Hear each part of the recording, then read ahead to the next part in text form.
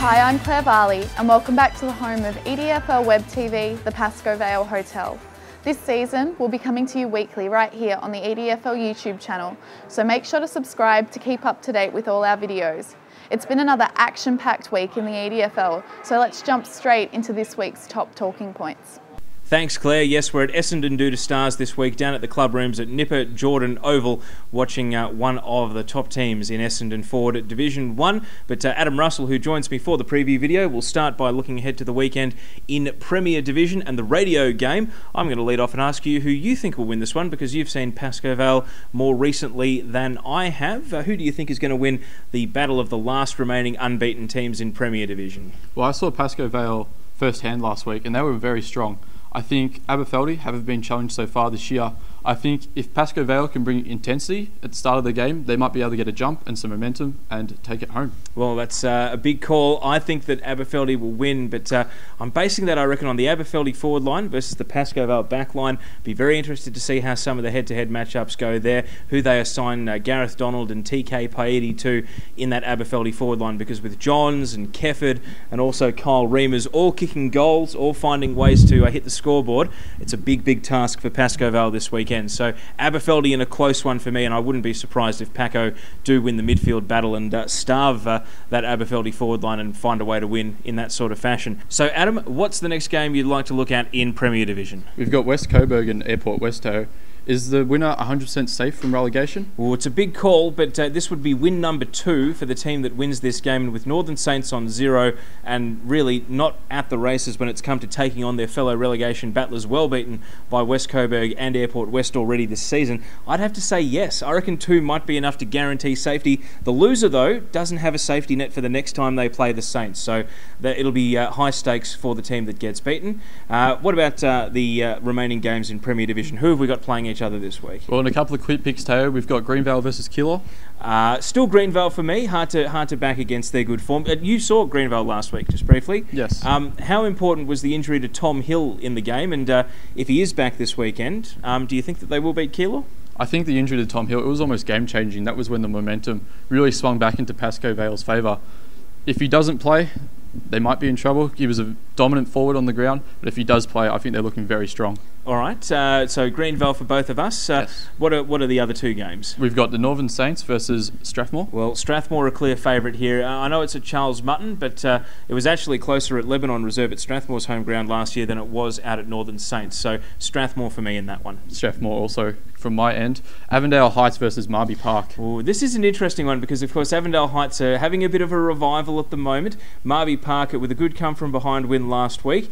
I'm going to stick with Avondale Heights to get back to 3 and 4, but I reckon a bit like the Keilor game, Marby might set themselves for this one against an opponent that they know they can potentially match on a good day. Let's move on to Essendon Forward Division 1. It's always close in this competition, but Adam Russell, where would you like to start? I think we'll start with Glenroy and Oak Park, Teo. Ooh, well, Glenroy still winless at the moment, looking to find that first win. Oak Park doubled their score to beat Taylors Lakes last week. I'm going to go with Oak Park to win, but they had a couple of close contests last year, and it wouldn't surprise me if Glenroy do break through. Oak Park's my tip for this one. You just mentioned Taylors Lakes. They come up against East Keilor. How do you see that one going? Oh, this is interesting because Taylors Lakes will feel like that one against Oak Park got away last week to lead at 3/4 time and then be overrun in the final quarter. East Keilor have given a very good account of themselves in every game so far this season.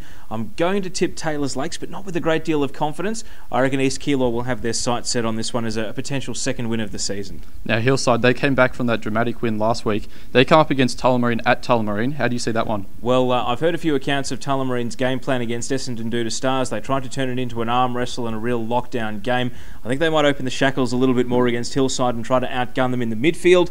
You know, Hillside will have a bit of positive momentum, but it really comes down to who gets picked for the Western Jets. As we heard from Steve Burns on Web TV this week, 4 of their best 22, if not more, are still under 18's age. So I'm going to go with Tullamarine. I reckon they'll win, and it wouldn't surprise me if this one's a close one too. Now, of course, tonight we're here down at Essendon due to Stars. They'll come up against Westmeadows. Who do you see winning that one? Well, it's hard to go against Essendon due to Stars. We spoke to Cade Carey on EDFL Web TV this week. We expect it is going to be his first appearance of the season, and that just puts even more pressure on that Westmeadows backline. I'm going to go with Doodles to win. Westie will have had a very tough time during the bye. I know their coach Dave Connell was very unhappy with their last match before they had the week off, but I'm going to go with Doodles to get the victory against Westmeadows. And so now we move on to Strathmore Community Bank Division 2. And Adam, there are some tasty matchups in this one as well. Yes, we've got East Sunbury coming up against Keilor Park. Will Keilor Park turn it around? It's hard to know. They're looking for that first win. If they lose this one, they will have lost to every other opponent in Division 2, and they don't want that on the record at the halfway mark of the season. I think if Ash Fleming, East Sunbury's big off-season recruit, the key forward, plays, I think East Sunbury will win. So I'm tipping East Sunbury. I can't believe I'm saying it, but I reckon they will get their second win of the year. And Keilor Park, they've got a long way to come back in the second half of the season. Now, I think in one of the biggest games of the weekend, we've got Hadfield coming up against Roxburgh Park. A little bit stiff, not the big game of the round, Teo? A little bit stiff. I've got a sneaking suspicion you might be heading out there as our radio correspondent to keep an eye on it around the grounds, because it probably was in any other week the game of the round, but I guess two unbeaten teams at the top of Premier kind of pulled rank at the last minute on them. It had been in the fixture as the first game for Div 2 this season, so interested to see if Roxburgh Park can be the first team to knock off Hadfield. If Hadfield win this one, they will have gone the perfect 7-0 through the first half of the year, and maybe some talk of an unbeaten season might start up. That hasn't really been attached to them so far, but their percentage is still over 200, and they're still playing very good footy. But I'm going to go with Hadfield in a close one.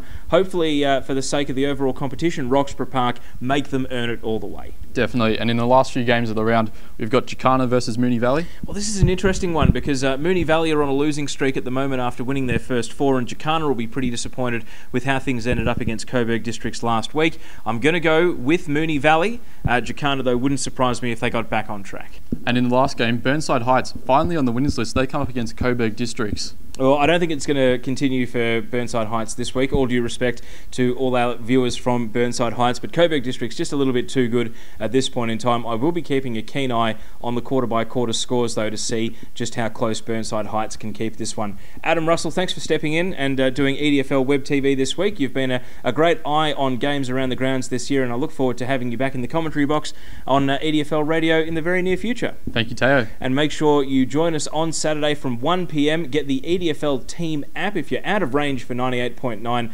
Northwest FM. Get Team app. It's free on iPhone and Android. You get the record, you get a link to radio, and of course you get a link back to us here on the EDFL YouTube channel. It really is the EDFL in your pocket, and it's absolutely free. Our match for broadcast, it is the Premier Division battle of the remaining unbeaten teams, Aberfeldy versus Pascoe Vale. So join us from 1 p.m. on Saturday. On behalf of Adam Russell, I'm Teo Pellizzeri. Big thanks to Essendon Due to Stars for having us down to their club for Web TV this week. And there's plenty more to come on the EDFL YouTube channel, including the podcast. So make sure you click through and check out all the other videos.